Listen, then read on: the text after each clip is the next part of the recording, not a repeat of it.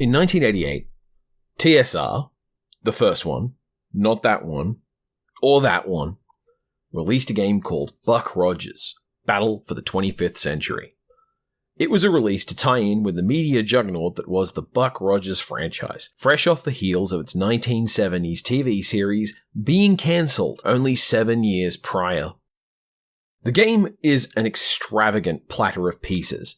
An ad claims there are over 400 different planets to explore, which sounds like procedurally generated lying to me. The components sheet is immense with dozens of figurines and maps and cards.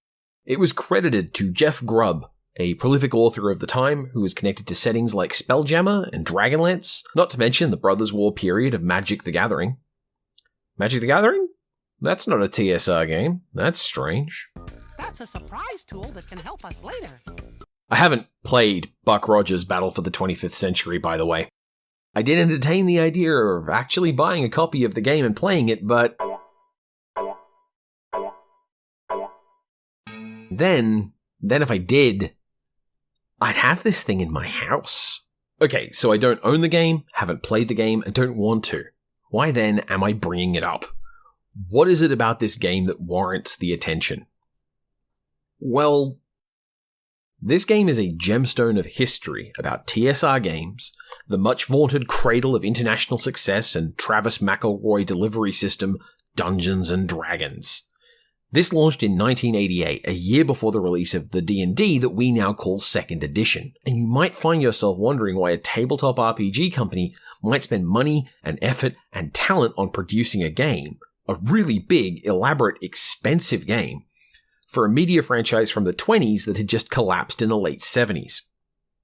It makes sense, a bit more sense at least, when you know more about the people involved in TSR, the people making decisions, and how they got to be in that position.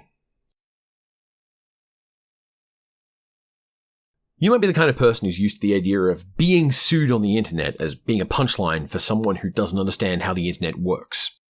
The past few years have definitely led to some extremely boomer people trying to sue the internet for things to varying degrees of success, free etten, but there was a real fear of it back in the early aughts, a lingering ghost that you might get sued for discussing D&D on the internet.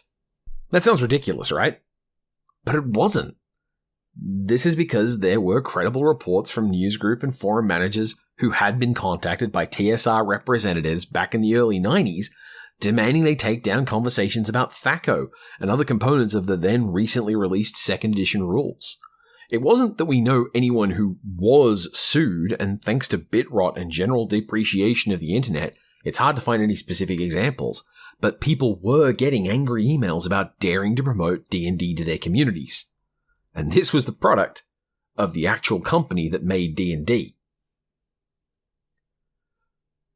You might regard this behavior as extremely weird, and it is if you think of TSR as, well, a typical company, with goals and intentions and a project intending to maximize making money for itself through some specific product.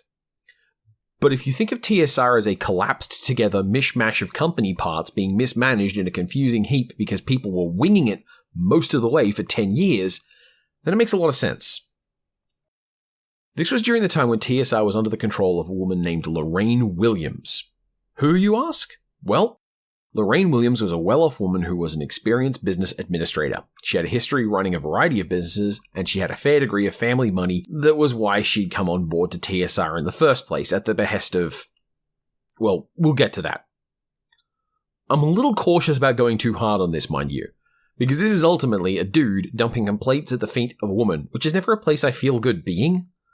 Still, the story of Lorraine Williams isn't a matter of looking at her business history. Instead, here are the two important things about her for this position. First, she utterly disdained gamers. She saw the entire subculture that were buying her products very poorly, and it showed in the kind of products she was trying to sell them, including a lot of follow-the-leader products, including an attempt to cash in on the success of Magic the Gathering with custom dice.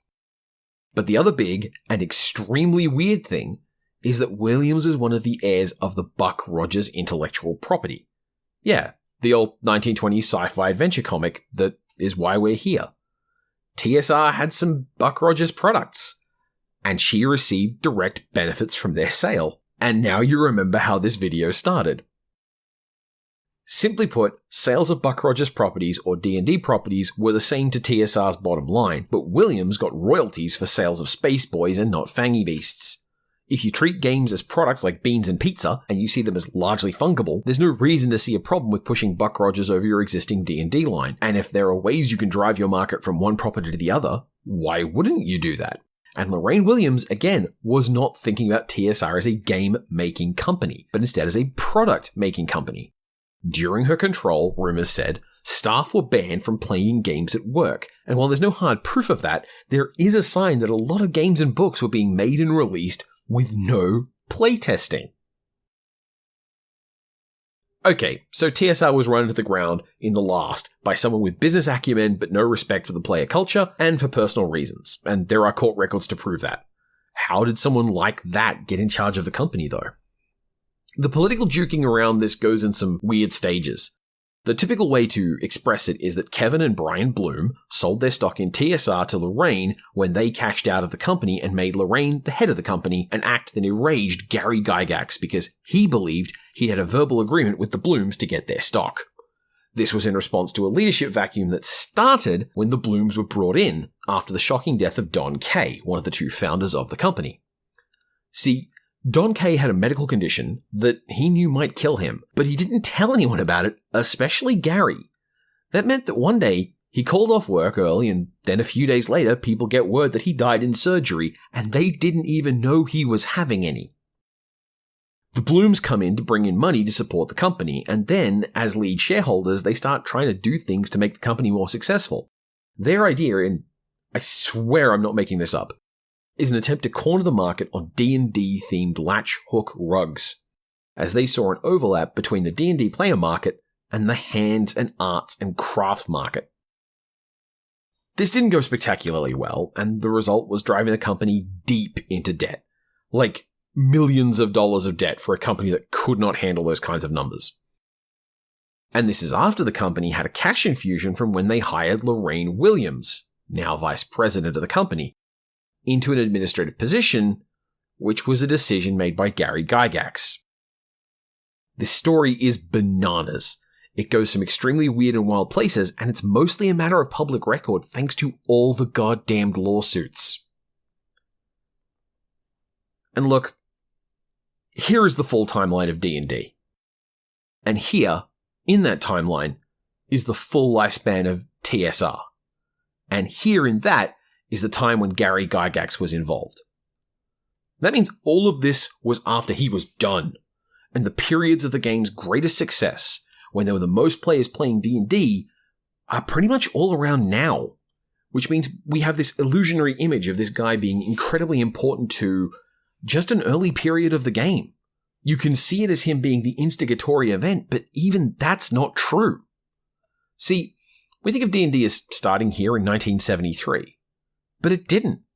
It started further back with the game Gary was playing based on chainmail. And chainmail owes its origin to earlier war games, and that tends to be permutations built out of traditions that reach back into things like the Prussian army and H.G. Wells, and far enough back we're talking about medieval players and actors doing improv story games around a table for coins. Why am I talking about this? Gary Gygax's creative guidance and how TSR was essentially a sequence of staggered failures supported with an almost Gynax-like income stream of incredibly devoted fans, and that the vision of D&D is this perfected thing formed by his hands and not just the latest extremely sloppy iteration on a play form that's as old as dust. Why would I be here to point out that 3rd edition, when D&D got good, was also when it got woke and wasn't being made by TSR anymore? Well, it's because the least Gygax has decided to pop his head above the trenches to try and score cheap heat by simultaneously trading off-baseline right-wing antagonism and his own father's name. That makes it worth remembering that Gary Gygax wasn't good at this. Gary Gygax failed to build trust with Don Kay. He brought in people based on their available money, not based on their ability to understand or sell the product he wanted to make for the audience. And they proceeded to run TSR into collapse-level debts twice. When he recruited Lorraine Williams, he was bringing into the company someone who proactively tried to destroy his brand because she didn't see any value to it. And this is the guy we're meant to see as a sort of grandfather, a progenitor to the game of D&D, a unique voice whose name deserves to be invoked as special praise, a saint without which our hobby wouldn't exist. The first dungeon master, as it were, who kept setting up his playgroups with the worst people for the job. Gary Gygax has a mythology. He doesn't actually have a great history. If you look into the history of TSR, it's not this whimsical Willy Wonka-style narrative of these people who just loved making games, quietly trundling away on their greatest success. It was a box full of nerds who failed to communicate with one another, didn't understand their audiences, chased sunk costs, and made a bunch of really bad decisions. TSR inflated itself on preposterously good luck and then spent most of its 24-year lifespan flailing around, desperately striving to pull itself out of its sequential history of failure. The vision of Gary Gygax is gamer great man history. It's the idea that D&D is this thing, an entity unto itself, where it was all the result of everyone showing up to all play a game, and Gary Gygax was, in a way, the DM at the top of all the tables. It's a narrative that ignores all the complexities of the way D&D got made, and how D&D, the thing we conceive of as being made by Gary Gygax, is fundamentally an unrecognizable permutation of a play tradition that predates his birth, and is also a modern movement that has done the majority of its growth and development with an audience that largely hadn't even been born until after he wasn't making it anymore. And when you know that, suddenly seeing someone saying they want to inherit or carry forward that legacy, it looks sad. D&D is not the product of one great genius who wrought it out of nothing.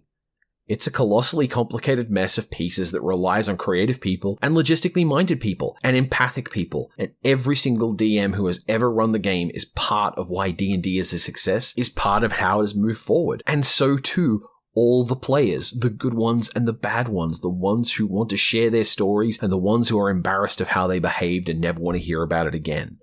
We are all part of this, all of us. No gods, no masters, no Buck Rogers in the 25th century.